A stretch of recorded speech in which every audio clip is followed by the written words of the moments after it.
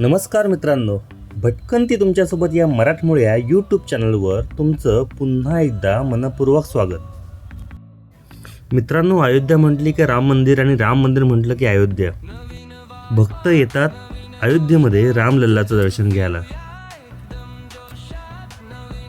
रामलल्लाचं सुरेख असं दर्शन घेऊन लोक परतीच्या मार्गावर जातात. परंतु आपण आज पाहणार आहोत अयोध्येतील अशी स्थळे जी आजपर्यंत खूप कमी लोकांनी एक्सप्लोअर केलेली आहेत. नमस्कार मित्रांनो, तर आपण आलो आहेत अयोध्यामधल्या मणी पर्वतामध्ये. मणी पर्वत हे जे आहे ते राष्ट्रीय संरक्षक स्मारक आहे. तर आपण वरती बघायचं, वरती हा मणी पर्वत आहे, वरती देऊळ आहे. तर देवळात आपण जाणार आहोत.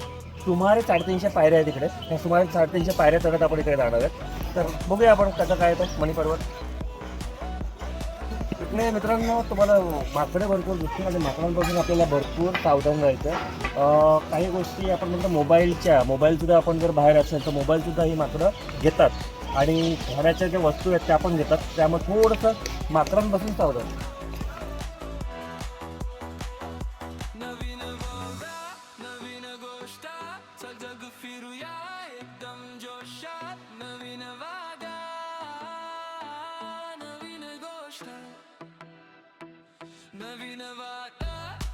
साडेतीनशे पायऱ्या चढलेल्या आहेत, भरपूर दमलेले आहेत.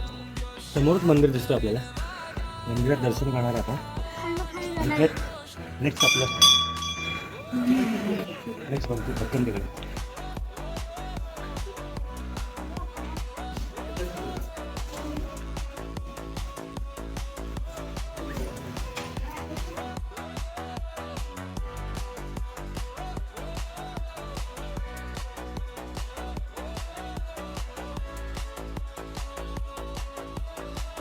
अरे मित्रांनो, आपण मणी पर्वताच्या वरच्या टोकावरती आलेलो आहोत आणि इकडे सीतामाईचा पाळणा आहे. तो पाळणा आपल्याला बघतो.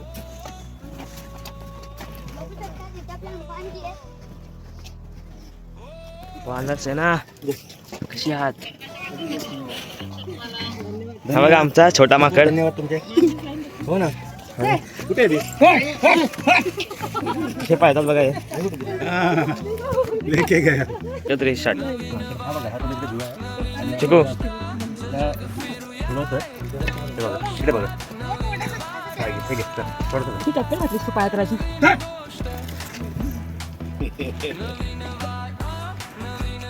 जय सीताराम.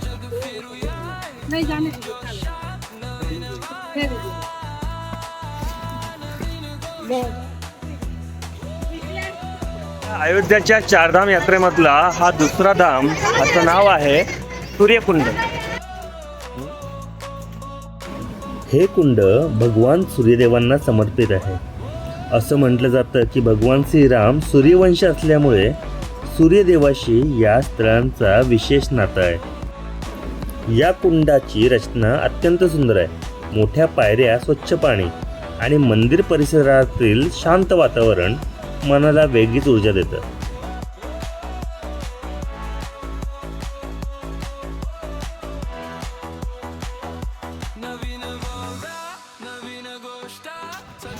हा इकडे पार्क आहे. इथे 10 रुपये एंट्री आहे पार्कला.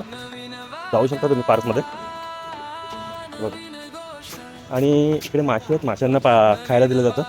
त्यासाठी पीठ किंवा पाव ह्याचा वापर केला जातो आणि पाणी टाकलं जातं. पण खरं तर मित्रांनो, पाव किंवा हे पीठ जो आपण टाकतो माशांना, हे माशांना आरोग्यकारक नाही आहे. त्याच्याने त्या माशांना त्रास होतो.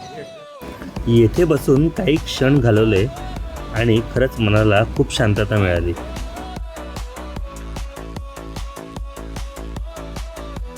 मित्रांनो, आता आपण चाललोय नंदीग्राममध्ये, जो अयोध्यापासून 35 किलोमीटर लांब आहे. इकडे बघितलं तर 4 इकडे मंदिर आपल्याला दिसतात. प्राचीन मंदिर आहेत 4. त्या 4 मंदिरांपैकी आपल्या पहिल्या मंदिरात आपण चाललेलो आहे. आपण पहिल्या मंदिरात चाललेलो आहे. मित्रांनो, रामायण काळात हे स्थान अत्यंत महत्त्वाचं मानलं जातं. जेव्हा भगवान श्रीराम वनवासात गेले तेव्हा भरतजींनी अयोध्येच्या राजसिंहासन स्वीकारलं नाही. त्यांनी भगवान श्रीरामांच्या पादुका सिंहासनावर ठेवून स्वतः नंदीग्राममध्ये राहून तपश्चर्या केली. आजही तेथे ती आध्यात्मिक ऊर्जा जाणवते.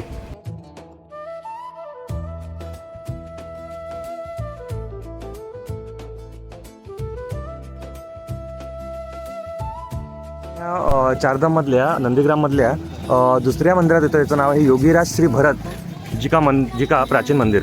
ठीक आहे. गो तर हा जो मंदिर आहे या मंदिरामध्ये भरतजींचा राज्याभिषेक झालेला होता. तर आपण बघणार याच्या पुढचं जो मंदिर आहे त्याच्यामध्ये मारुती आणि भरत यांचा मिलन होतं, त्यांचं भेट झालेली होती तिकडे. त्याच्या अगोदर इकडे राज्याभिषेक झालेला होता. तो राज्याभिषेकाचा आपण बघणार आहे की कुठे राज्याभिषेक झाला, त्याचं होम हवन कुठे होतं, पिंडन कुठे केलेलं होतं आणि राज्याभिषेक त्याचा कुठे केला. हा प्राचीन तुम्ही बघू शकता इकडे झाड आहे. हा असं म्हणतात की रामायणापासून आणि महाभारतापर्यंत हे झाड जो आहे हा ह्या रामायणाची आणि महाभारताची साक्ष आहे. एवढा प्राचीन. मित्रांनो, हे मंदिर भरतजींच्या तपश्चर्येच्या संबंधित मानले जातात.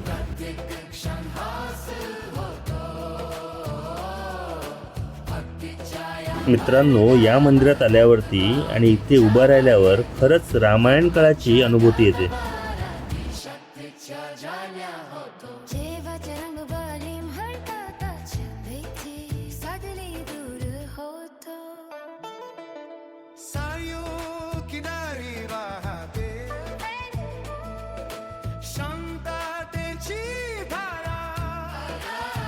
मित्रांनो, या मंदिरात एक सुंदर मूर्ती जी भरतजी आणि श्रीराम यांच्या भेटीचं एक सुंदर असं उदाहरण इथे दाखवलं गेलेलं आहे. मंदिरातील साधेपणा, आजूबाजूची शांतता आणि वातावरणामधील आध्यात्मिक स्पंदन मनाला खूप वेगळे अनुभव देऊन जातात. मित्रांनो, हे आहे एक खूपच प्राचीन वडाचं झाड आणि याचा संबंध थेट रामायणाशी जोडला जातो. आणि ही आहे भरतजींची गुफा. असं म्हणतात की भरतजी इकडे ध्यान करत आणि तप करत होते.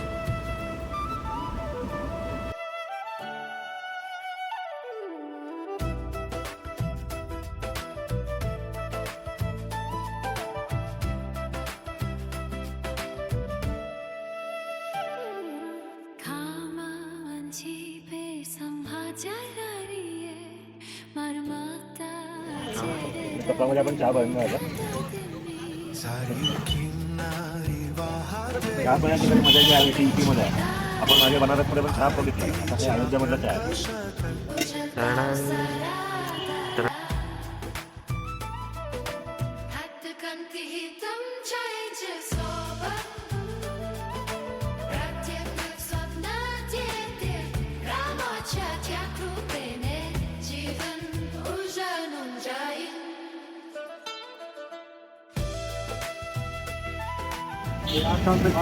अयोध्यामधल्या नंदीग्राममधल्या तिसऱ्या तीर्थक्षेत्रामध्ये आपण चाललो आहे. त्याचं नाव आहे, हा जो मंदिर आहे हा भरत आणि हनुमान यांची भेट झाली होती या स्थानी आणि त्या स्थानावरती हा मंदिर बांधला गेला आहे.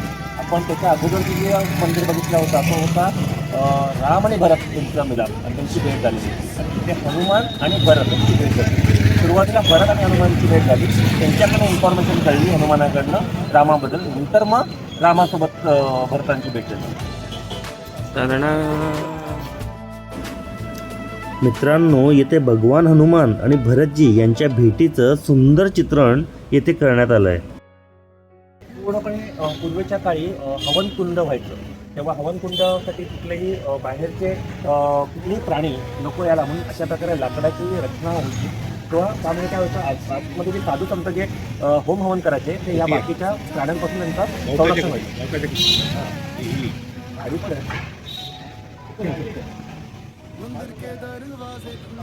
त्याला कुटिया आपण बोलायचं पूर्वी. त्या कुटियांमध्ये पूर्वी वनवासी जे बांधव होते ते राहायचे. त्या टायमाला भरत राम सीता हे अशा प्रकारे त्याच्यामध्ये कुटियामध्ये राहिले. बघू शकाल एवढंच रूम आहे, त्याच्यामध्ये त्यांचं वास्तव्य होतं. अशा प्रकारे प्रत्येक ठिकाणी ते जेव्हा वनवासामध्ये पुढे पुढे गेले तेव्हा अशा प्रकारे त्या ठिकाणी त्या जंगलामध्ये त्यांनी अशी कुटिया बांधली. त्या कुटियामध्ये राहिले.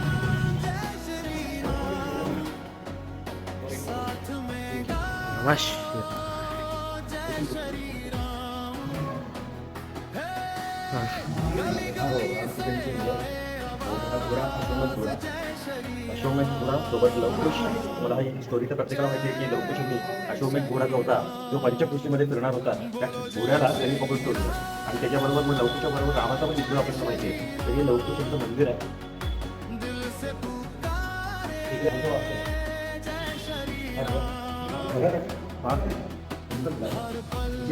मित्रांनो, हे मंदिर केवळ धार्मिक नाही तर रामायणातील प्रसंग जिवंत करणारा एक अनुभव आहे. चला.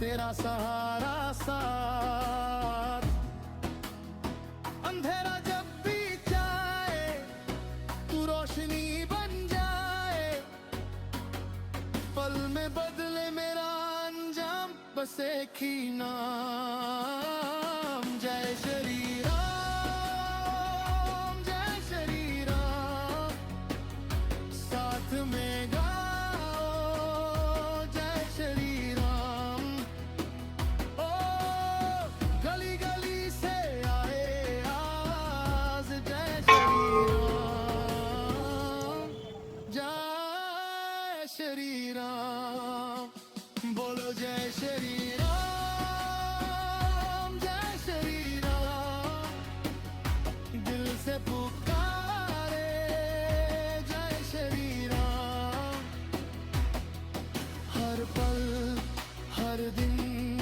हर शाम जय श्री राम. आता चार धाम यात्रांमधली ही शेवटची यात्रा आहे आपल्या अयोध्यातली चार धाम.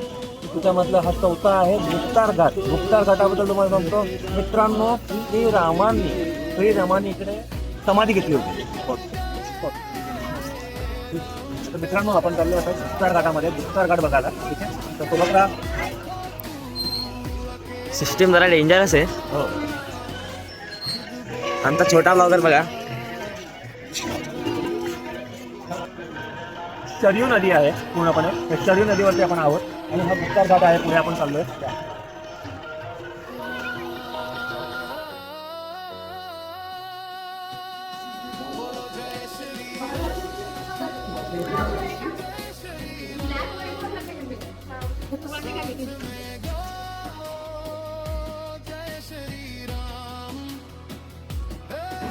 मित्रांनो, हे ठिकाण केवळ धार्मिक नाही तर आध्यात्मिक अनुभूती देणार आहे. गुप्तार घाट पाहून आम्ही थेट आलो शरयू घाट येथे.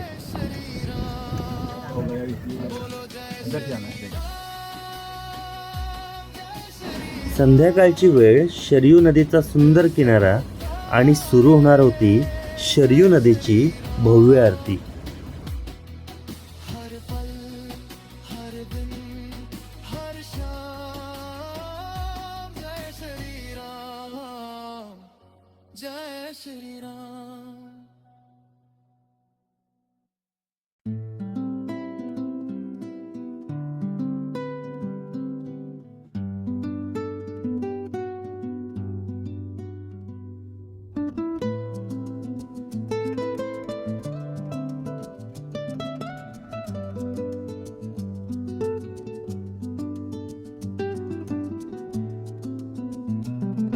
मित्रांनो, हजारो दिव्याचा प्रकाश, घंटानाद आणि जय श्रीरामाचा जयघोष पूर्ण वातावरण भक्तिमय बनवत होतं.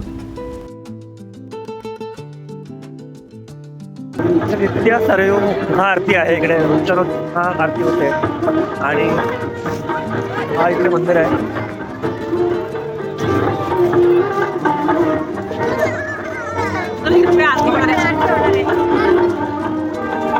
आता आपण चाललोय पुढे. समोर इथे आरती होणार आहे एक्झॅक्टली. आपण बघायला बघितलेलं तिथे आरती ऑलरेडी झालेली होती. पूर्ण एरिया जर बघितला हा शरयू घाट म्हणजे एकदम रोषणाई चकाचक आपण जर म्हणू शकलो, किंवा आपण म्हटलं तर पूर्णपणे सगळीकडे लाइटिंग आणि लेझर लाइटिंग या सगळ्या गोष्टी आपल्याला इकडे बघायला मिळतात. खूपच छान वाटतो अख्खा ब्रिज आणि हे व्ह्यू.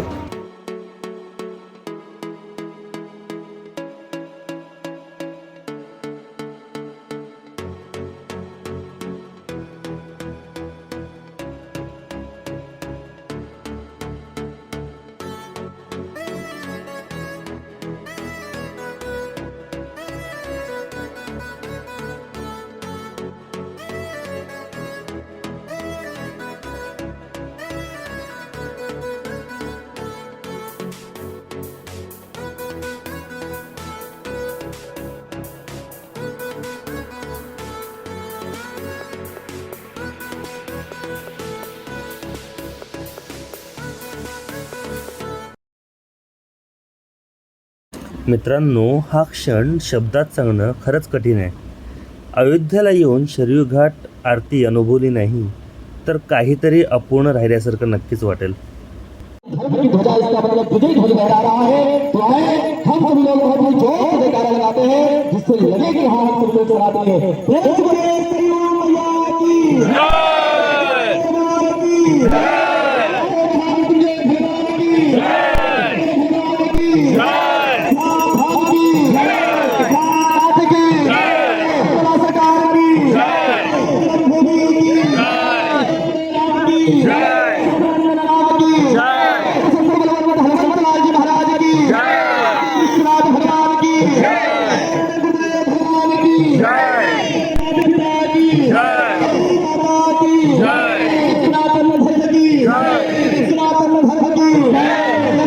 मित्रांनो, आरतीनंतर आम्ही घेतली अयोध्यातील प्रसिद्ध चाटची मजा. गरमागरम टिक्की, चटपटीत चाट आणि स्थानिक स्वाद पूर्ण प्रवास आणखीन खास बनवतो. ट्रॅव्हलमध्ये फूड एक्सपिरियन्ससुद्धा तितकाच महत्त्वाचा असतो.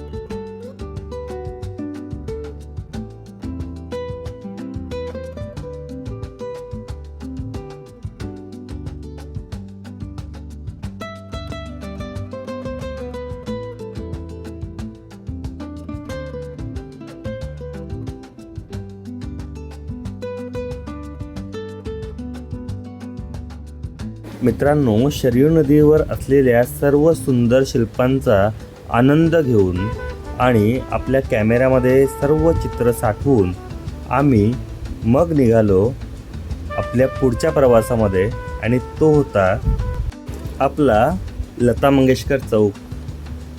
मित्रांनो, भटकंती करत करत आपण आलो आहोत लता मंगेशकर चौक याला म्हणतात. लता मंगेशकर यांचा विणा, त्या विणा इथे पूर्णपणे काही दिसतोय. आणि हा अयोध्याचा सर्वात फेमस चौक आहे, लता मंगेशकर चौक.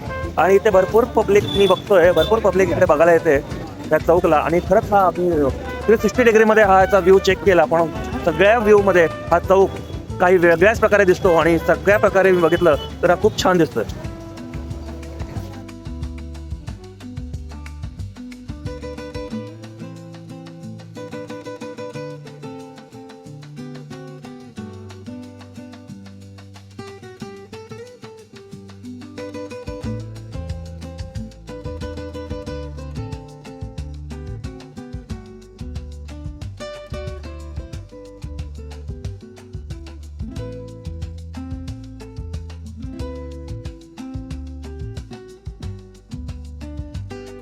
मित्रांनो, येथील विशाल विणा, रात्रीची रोषणाई आणि चौकाचं सौंदर्य खरंच अप्रतिम दिसतं. येथे फोटो आणि सेल्फी घेतल्याशिवाय कुणीही पुढे जात नाही. आता चाललो आहे दशरथ महलामध्ये, अयोध्येचं फार महत्त्वाचं ठिकाण, जिथे रामाचा जन्मही झाला आणि जिथे राम लहानाचा मोठा झाला. तर त्या दशरथ महलामध्ये आपण चाललो आहे.